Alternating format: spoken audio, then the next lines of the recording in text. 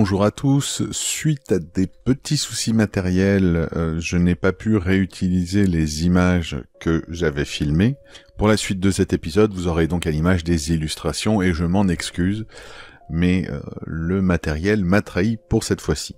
Nous étions donc en 64 à un tournant, le grand incendie de Rome. Et là encore, les historiens dont l'impartialité est plus que discutable ont dit que c'était bien entendu Néron qui avait carrément allumé l'incendie et qu'il déclamait des vers en jouant du lyre devant cette calamité. Mais réfléchissons 2 secondes s'il vous plaît. Nous avons un empereur qui essaye de faire de sa ville une capitale artistique et culturelle, qui monte des bibliothèques, qui fait venir des artistes pour créer des œuvres, et il aurait adoré brûler tout ce travail, ça l'aurait inspiré. À un moment, les théories farfelues, pourquoi pas, mais il faut quand même tenter d'y mettre un minimum de logique, un peu de sens. Parce que là, c'est simplement idiot. Néron ne souffre d'aucun désordre mental grave, pourtant avec sa mère on aurait pu y croire, mais non. C'est un homme assez lucide, en tout cas autant que peut l'être un empereur romain. Donc tout ceci n'a aucun sens. Surtout que les gens qui disent ça, visiblement, ne savent pas qu'à cette époque-là, les grands incendies, c'était courant. Rome crame à peu près tous les 30 ans à l'époque. Donc cet incendie, il est vrai, est particulièrement violent, mais clairement, Rome en flammes, ça n'a rien d'extraordinaire à l'époque. La vérité est que Néron a été dévasté par ce qui s'est passé à Rome. Son rêve d'en faire la cité des arts et de la culture s'envolait en fumée devant ses yeux. Et les calomnies ne sont pas arrivées avec Tacite et ses semblables. Non, les calomnies ont commencé juste après les incendies. On a commencé à dire que c'était lui qui avait fait ça. Ce qui, vous vous en doutez, l'a agacé au plus haut point. Et il a demandé à ses enquêteurs de savoir déjà si c'était un incendie criminel et si oui, qui l'avait allumé, mais qui en plus racontait ce genre d'histoire. Et il se trouve qu'à l'époque, il y avait une petite secte qu'on appelait les chrétiens, qui n'étaient pas très nombreux, mais qui se faisaient déjà remarquer pour toutes les mauvaises raisons, et qui, alors, je ne sais pas, je n'ai pas la réponse, mais qui soit étaient coupables, soit faisaient le coupable, enfin les coupables parfaits pour des enquêteurs qui n'avaient pas réussi à élucider le mystère.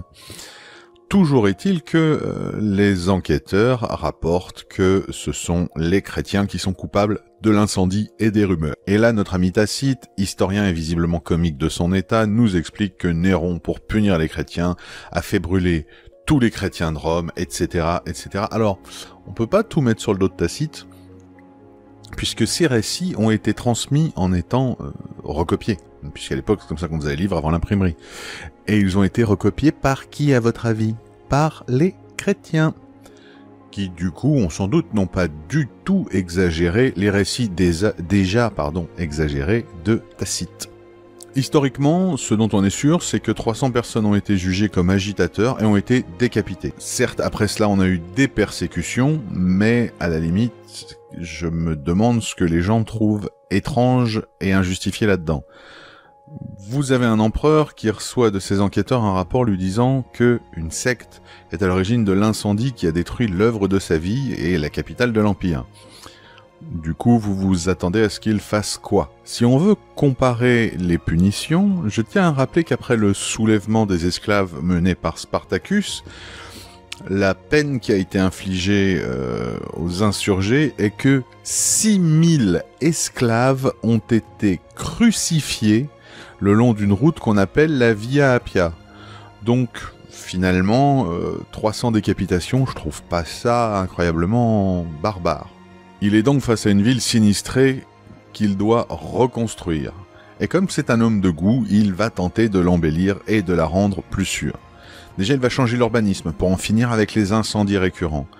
Puis il va mettre plus de jardins dans la ville, élargir les rues pour qu'elles soient plus lumineuses, une ville plus moderne dans son architecture. Mais il dépense déjà beaucoup d'argent dans les aides au peuple, puis il se lance dans ses grands travaux. Le résultat est que les caisses de l'Empire se vident à vue d'œil. Et clairement, l'aristocratie romaine, c'est pas son truc d'aider le peuple. C'est pas vraiment sa priorité, parce que moins il y a d'argent dans les caisses, moins il y en a à détourner. C'est alors qu'arrive Pison, un sénateur riche, plein d'amis, qui se verrait bien empereur. Mais pour ça, il faut éliminer Néron. Heureusement, une personne de l'entourage de Pison trouva le projet un petit peu abusif et alla prévenir l'empereur à peine quelques heures avant son assassinat. Après enquête, 41 conspirateurs, tous aristocrates ou proches de Néron, furent démasqués.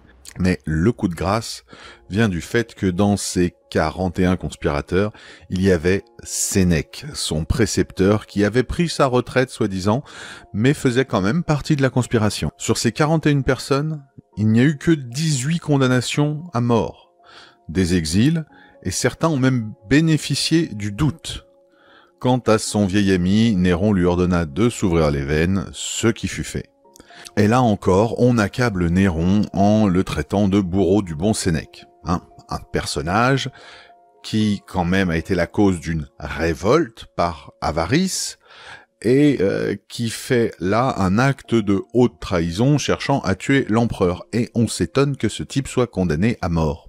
On peut, depuis notre 21e siècle, se demander pourquoi Néron est autant détesté alors que visiblement il fait des choses pour le peuple, qu'il ne va pas contre l'aristocratie et qu'il n'est pas un tyran.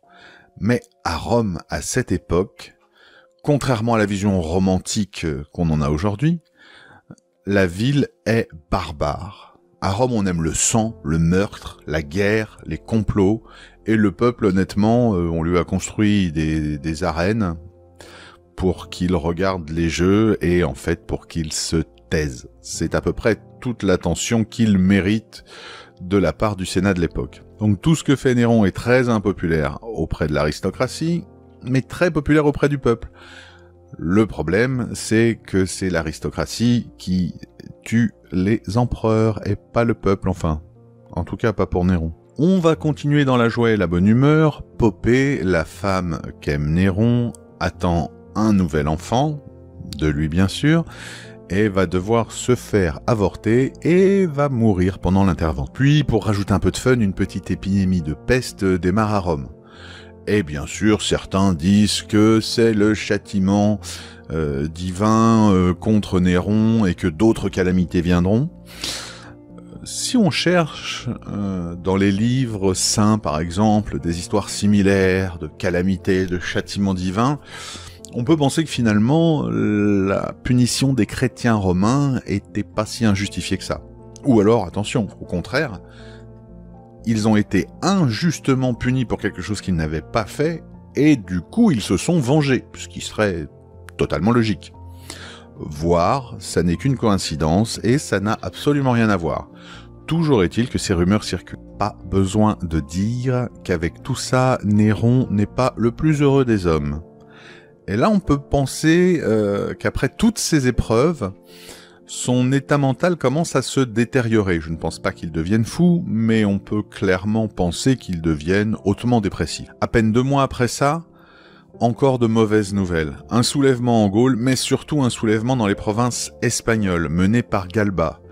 Et Néron ne va pas intervenir. Alors est-ce que c'est parce qu'il est réticent à faire couler le sang, c'est plutôt un pacifiste, ou est-ce que c'est parce qu'il est complètement déprimé par tout ce qui lui arrive?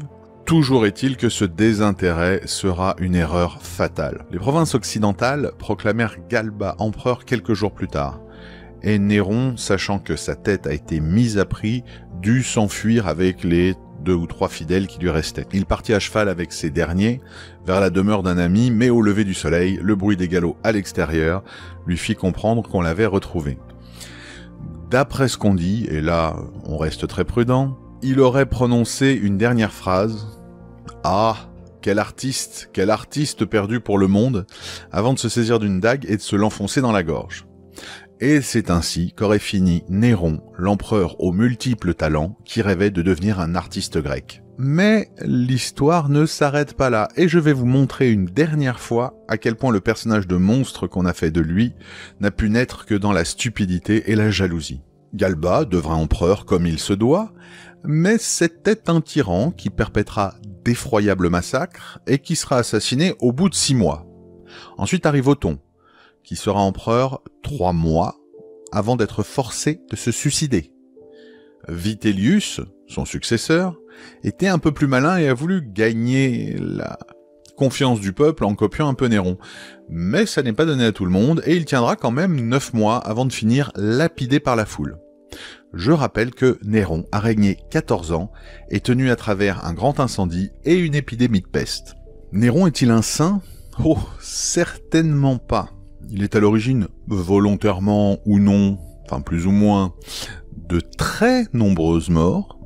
Il a été infidèle, il s'est débarrassé de sa femme, il s'intéressait plus aux arts qu'à la gestion de son empire, ce qui est quand même un tout petit peu totalement irresponsable, mais le juger en monstre, lui qui est resté 14 ans au pouvoir quand on sait que dans les 18 mois qui ont suivi, 3 empereurs seront tués, en pensant aussi quand même que Galba, en 6 mois, a tué autant de gens que Néron dans les 6 premières années de son règne. Mais c'est Néron qui est un boucher psychopathe. Il faut toujours se garder de juger le passé avec les yeux du présent parce que c'est simplement idiot. Sinon, on essaye de prendre un espèce d'instantané de l'histoire qui n'a aucun sens et qui amène fatalement à des conclusions totalement absurdes. Néron reste, n'en déplaise à ceux qui continuent à le montrer comme un monstre, un des empereurs les plus bénéfiques pour le peuple romain. Merci à tous d'avoir suivi cet épisode et je vous dis à très vite.